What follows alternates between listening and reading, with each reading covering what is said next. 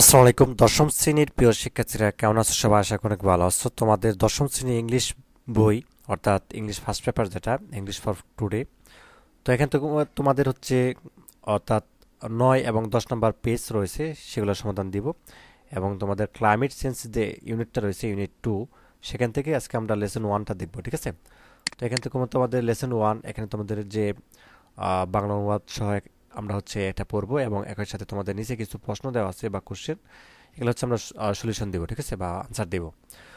তো যাই হোক আমরা হচ্ছে লেসন 1 থেকে শুরু করব তোমাদের 9 পেজ থেকে। তো লেসন 1-এ দেখো কি বলা আছে, the great of the mighty reverse, ঠিক আছে। তো এখান থেকে হচ্ছে আমরা লেসন 1 থেকে শুরু করতেছি। তো এখানে খেয়াল করো যে read the following text and answer the question, নিচের প্রশ্নগুলো বা টেক্সটগুলো পড়ো বা অনুসরণ করো এবং নিচের প্রশ্নগুলোর আনসার দাও ঠিক আছে। তো চলো শুরু করি। Meherjaan lives in a slum on a Sirajganj town protection embankment. তো আমাদেরকে বলছে যে মেহেরজান সিরাজগঞ্জ শহর রক্ষাবাদের একটি বস্তিতে থাকেন। The westfaring wind from the river Jamuna makes the fire unset, আচ্ছা আনসেডিরি। তো এখানে আমাদেরকে বলছে যে নদীর ফিসফিস বাতাস আগুনকে অস্থির করে তোলে। The dancing flames remind Meherjaan of the turmoil in her life. নাচের শিকা মেহেরজানকে তার জীবনের অশান্তির কথা মনে করিয়ে দেয়। Not long ago Meherjaan had everything A family arrival land and kettle. কিছুদিন আগেও মেহেরজান সবকিছু ছিল একটি পরিবার, আবাদি জমি এবং গবাদি পশু। মানে কিছুদিন আগেও মেহেরজানের সবকিছু ছিল আর কি, একটি পরিবার ছিল, আবাদি জমি ছিল এবং গবাদি পশু ছিল। The erosion of the Jamuna gradually consume all her land property. যমুনার ভাঙন ধীরে ধীরে তার সমস্ত জমি সম্পত্তি গ্রাস করে। It finally it finally claimed her only shelter during the last monsoon. শেষ পর্যন্ত এটি গত বর্ষাকালে তার একমাত্র আশ্রয় দাবি করে। It took the river only a day to devour Meher's house, trees, vegetables garden and the bamboo bush. Meher বাড়ি, গাছ, সবজি বাগান এবং বাজার ঘাস করতে নদীর মাত্র একদিন সময় নেয়। She had a happy family once. এক সময় তার সুখের সংসার ছিল।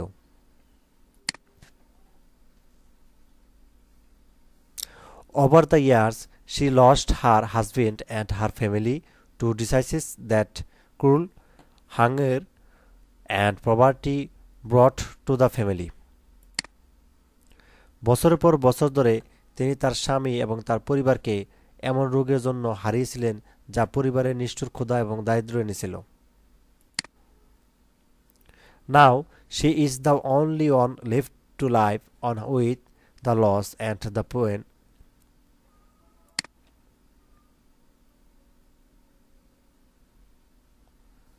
এখন ক্ষতি এবং যন্ত্রণা নিয়ে বেঁচে থাকার একমাত্র সে বাকি।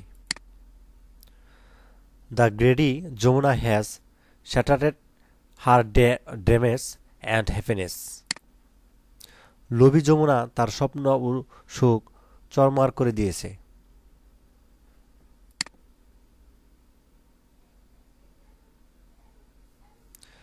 There are thousand others waiting to share the same fate like Meherjaan. এখানে বলতেছে যে মেহেরজানের মতো একই ভাগ্য ভাগাভাগি করার জন্য অপেক্ষা করছে আরো হাজারো। Bangladesh is a land of rivers, some of whose banks overflow or erode during monsoon. বাংলাদেশে একটি নদীর দেশ যার কিছু তীর বর্ষাকালে উপচে পড়ে বা ক্ষয়ে যায়। Erosion is a harsh reality for the people living along the river banks. নদীর তীরবর্তী মানুষের জন্য ভাঙন একটি রূঢ় বাস্তবতা।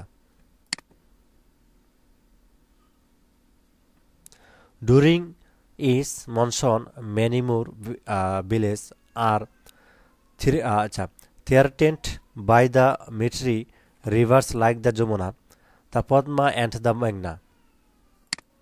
যেখানে বলতেছে যে প্রতি বর্ষাকালে যমুনা, পদ্মা ও মেঘনার মতো শক্তিশালী নদী দ্বারা আরও অনেক গ্রাম হুমকির মুখে পড়ে।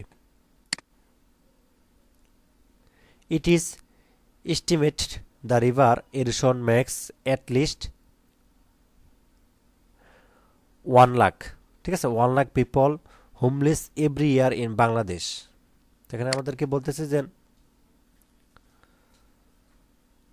অনুমান করা হয় যে নদী ভাঙনের ফলে বাংলাদেশে প্রতি বছর কমপক্ষে 1 লক্ষ মানুষ গৃহহীন হয়ে পড়ে। In fact, river erosion is one of the main dangers caused by climate change. জলবায়ু পরিবর্তনের সাথে খাপ খাইয়ে নিতে আমরা যদি দ্রুত পদক্ষেপ না নিতে পারি তা এটা না। প্রকৃতপক্ষে জলবায়ু পরিবর্তনের কারণে নদী ভাঙন অন্যতম প্রধান বিপদ, ঠিক আছে। If we cannot take promote action to adapt to climate change, there will be thousands of more Mahajans in our towns and villages every year. তো এখানে বলতেছে যে জলবায়ু পরিবর্তনের সাথে খাপ খাইয়ে নিতে আমরা যদি দ্রুত পদক্ষেপ না নিতে পারি তাহলে প্রতি বছর আমাদের শহর ও গ্রামে আরও হাজার হাজার মেহেরজান থাকবে, ঠিক আছে। তো এই ছিল আমাদের বাংলা অনুবাদ। তো এরপর হচ্ছে আমাদের যেটি বলছে বি নাম্বারে যে for each phrase below choose the meaning that is closest to the meaning use in the text above. তো এখানে নিচে কিছু দেওয়া আছে, শব্দ গুচ্ছ দেওয়া আছে। তো এগুলো কোনটা হচ্ছে সঠিক বা সেটি বাছাই করতে বলছে, ঠিক আছে। তো এখানে 1 নাম্বার বলছে ইন প্যারাগ্রাফ 3 মেটি রিভার্স মেন, ঠিক আছে। তো আমাদের প্যারাগ্রাফ 3 বা অনুচ্ছেদ 3-এর মধ্যে মেটি রিভার্স এটার মিনিংটা কি, মানে অর্থটা কি, ঠিক আছে। তো এটার অর্থটা হবে যে প্রথমটাই হবে rivers that have long volumes of water and very strong currents, ঠিক আছে। এটা হবে তো তোমাদের হচ্ছে প্রথমটা হবে, যেটা এ নাম্বারটা হবে প্রথমটা, ঠিক আছে। আচ্ছা, তারপর দেখি 2 নাম্বারে ল্যান্ডেড প্রপার্টি, ঠিক আছে। ল্যান্ডেড প্রপার্টি এটার মানে কি, এটার মানে হচ্ছে তোমাদের এটা 2 নংয়ের উত্তরটা হবে তোমাদের সি নাম্বার। সি নাম্বার আমাদের কি দেওয়া আছে, property in the from a source of income to its owner, ঠিক আছে, এটা হবে। এবং উইসপারিং ওয়েন্ট এটার মানে কি, এটার মানে হচ্ছে আমাদের এটা কোনটা হবে, 3 নংয়ের আনসারটা হবে বি নাম্বারটা, wind that blows with a hissing sound, ঠিক আছে, যেটা হবে 3 নংয়ের হবে আমাদের এই যে বি নাম্বারটা, wind that blows with a hissing sound. 4 নাম্বারটা ড্যান্সিং ফ্লামস, তো এটার মানে কি, 4 নংয়ের আনসারটা হবে আমাদের C number, flames that are made unstable by that blast of air, ঠিক আছে। মানে 4 নাম্বার হবে তোমাদের কোনটা হবে আমাদের সি নাম্বারটা, এই যেটা flames that are made unstable by the blast of air. আচ্ছা, এরপরে হচ্ছে আমাদের এখানে নিচে 5টি প্রশ্নের উত্তর দিতে হবে, যে আস্ক এন্ড আনসার, মানে যে প্রশ্ন করে এবং উত্তর দাও দ্যাট ফলোইং কোশ্চেন, এই নিচের প্রশ্নগুলো ফলো করে ইন পেয়ার্স জোড়ায়। তো যাই হোক, এখানে 5টি প্রশ্ন দেওয়া আছে, এইগুলো হচ্ছে আমরা তোমাদেরকে এখন উত্তর দিব, ঠিক আছে। এবং তার আগে একটা অ্যানাউন্সমেন্ট রয়েছে, সেটা হচ্ছে এসিএস ফিউচার স্কুল থেকে। তো এই ভিডিওটির ডিসক্রিপশনে এবং ভিডিওটির কমেন্টে আমি লিঙ্কটা দিয়ে দিব। তো সেখানে প্রবেশ করার পর তুমি হচ্ছে এখানে ওয়েবসাইটে চলে আসবা এসিএস ফিউচার স্কুলের।